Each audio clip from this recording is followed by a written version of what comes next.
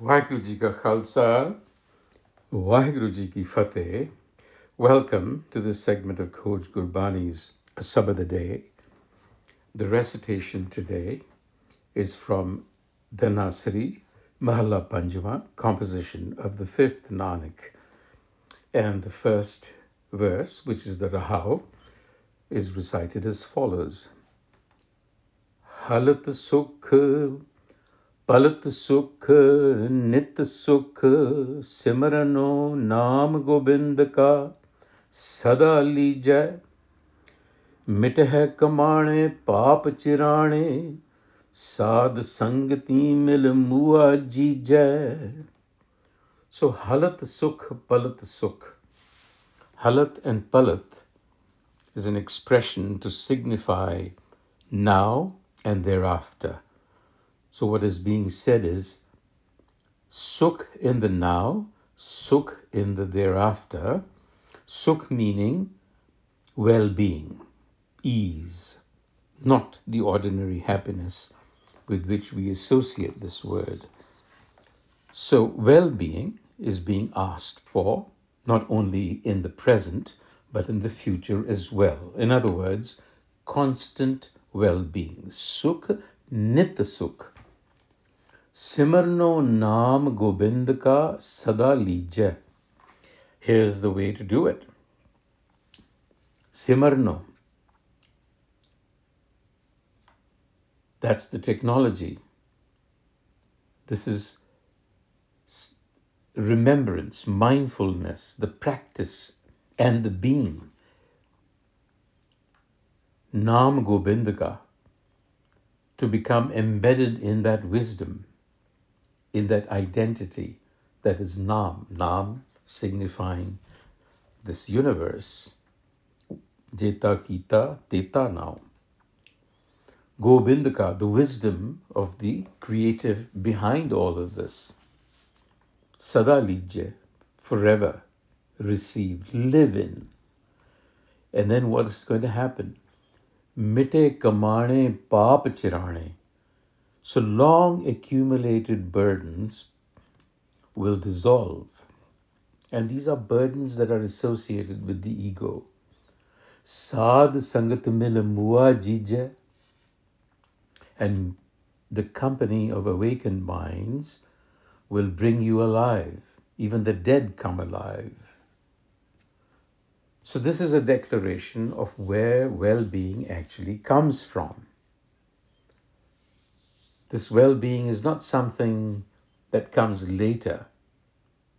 It is a quality of consciousness when your attention comes to rest in a lived remembrance, in a lived mindfulness.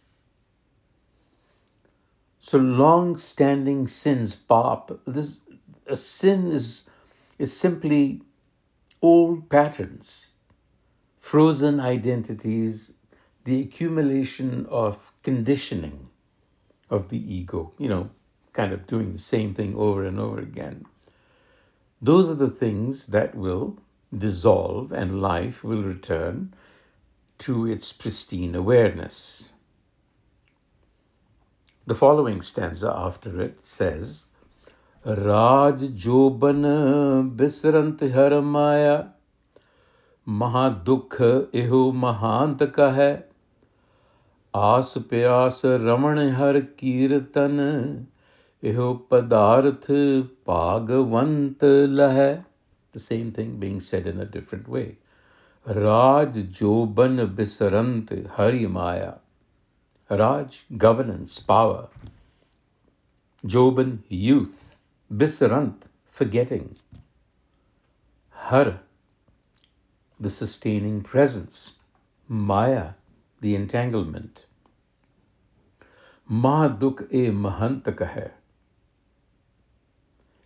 So the mahant is the awakened one who is saying, when you allow yourself to forget the ground of your being, when you are young or when you are powerful or when you are entangled, then there is great suffering to follow. So allow your hope and your thirst to dwell in remembrance. Aas pyas raman har kirtan e padarth bhagavant lahay. That is the way actually to enjoy this life, is to be embedded in this wisdom.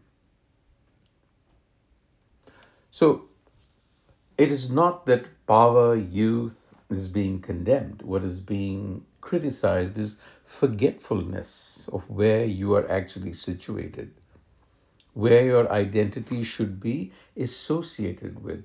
Our identity tends to be, well, we have multiple identities because it is associated with externalities. So the Guru is saying suffering is inevitable. So you have to reorient your consciousness to the self within. And how do you do that? That's in the final stanza. Saran samarathi akathi agochar patati udaran naam tera antarjami nanak ke swami sarbat puran thakur mera. That is the ground in which your awareness has to come and rest, the refuge. Saran, samarath, akath, agochar. The refuge that is beyond physicality, that is beyond the senses, the presence that uplifts. That is where the mind has to seek refuge. And the master is the antarjami, the inner knower, and is puran, perfection. That is where you have to turn your awareness to. So the refuge is no external shelter, but your own inner ground. One that cannot be captured by the senses, yet is more intimate than the senses. So when we seek across power, youth, hope, and longing, there already is present the inner knower. So what changes is where your identity rests. Vaheguru Ji Ka Khalsa, Vaheguru Ji Ki Fateh.